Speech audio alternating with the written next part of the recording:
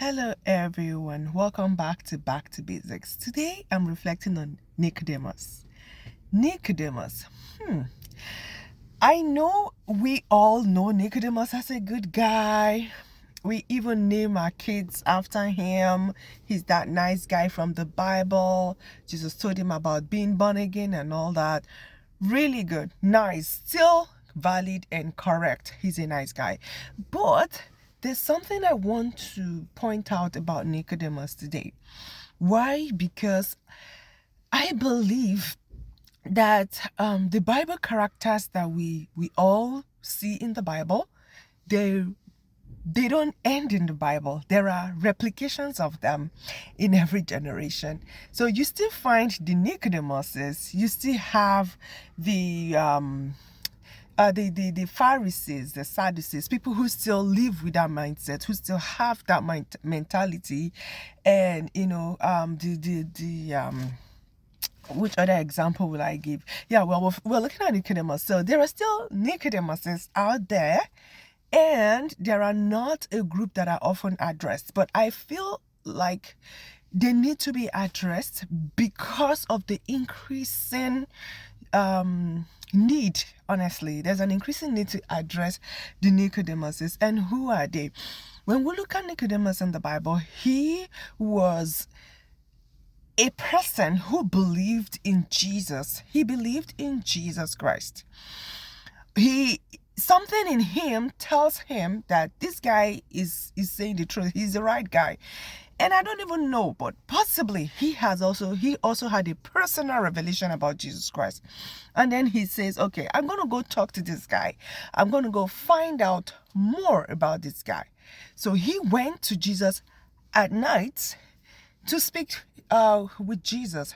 Now, Nicodemus, all through his existence in the Bible, all he prioritized was protecting his image and identity.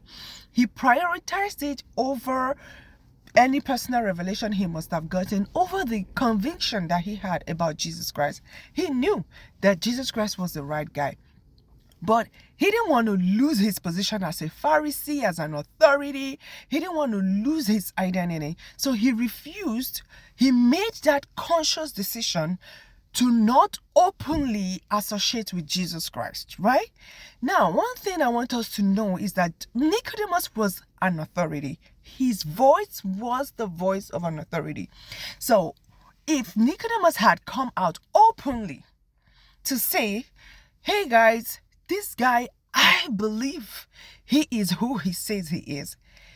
Do you know that there are a couple of people who would have easily believed in Jesus based on his testimony? If you don't, I do.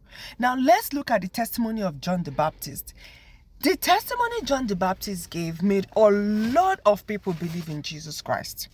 He made even his disciples to go after Jesus Christ.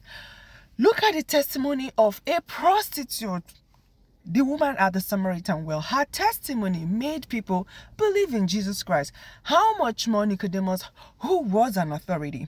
He could have made people, influenced, that's the word, people to believe in Jesus. But he refused to openly associate with Jesus Christ because that had a tendency of costing him his place, his position, his identity as a Pharisee, which he was not ready to give up.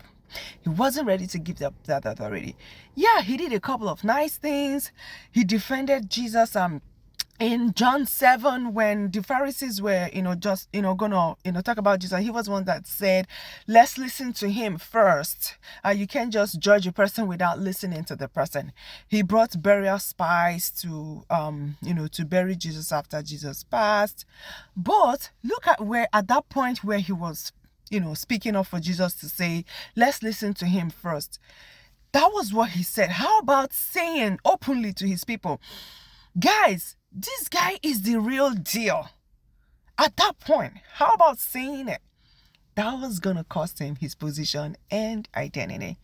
Even what he learned from Jesus Christ. Nicodemus was the only guy who directly got that very important message from Jesus about being born again. Who did he pass on that information? Who did he share it with? These are powerful testimonies that he could have shared with people. But he was same as every other regular Pharisee. Fine. The fact that he believed in Jesus Christ was an addition for him. I don't believe he's a bad guy. But why I'm addressing the Nicodemus spirit, the Nicodemus image, is because today there are many of us Christians.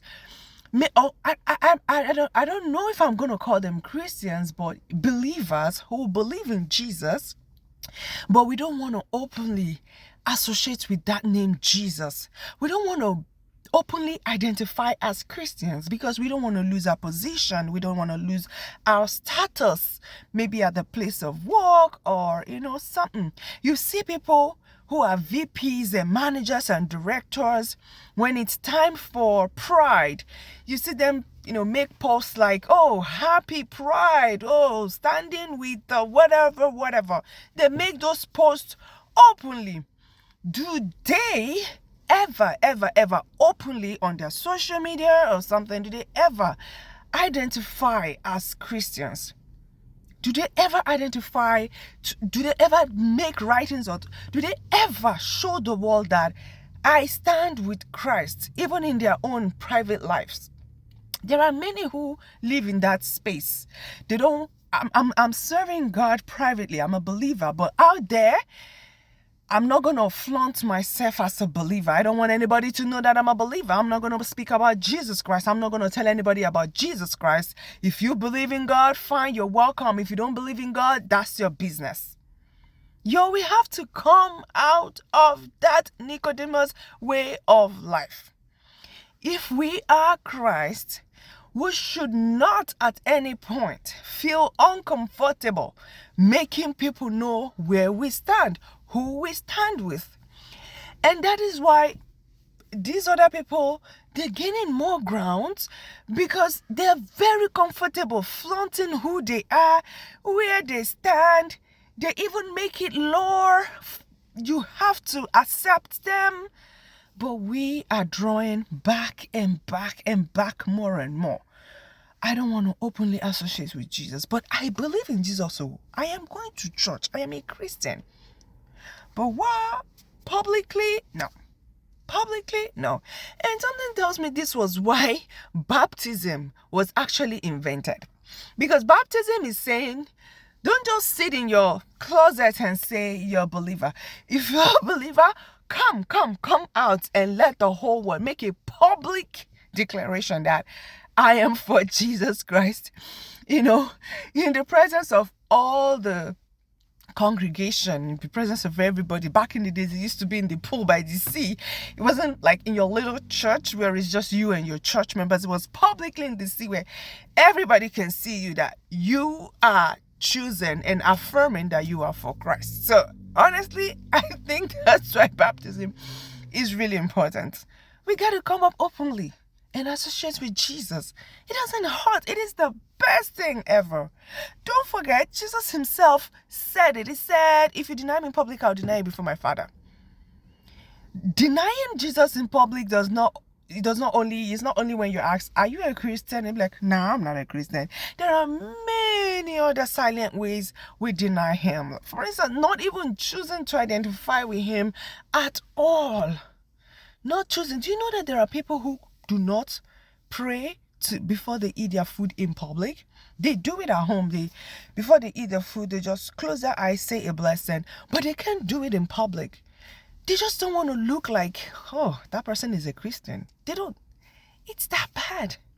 Please, we got to put an end to this Nicodemus way of life. It's not, oh, you go to him at night, you go to him hiding at the burial spots. He brought spices. That's good, but we need to do more. And this is me encouraging us to go back to the basics. And I pray that God will help us and give us the grace that we need. See you next time on Back to Basics.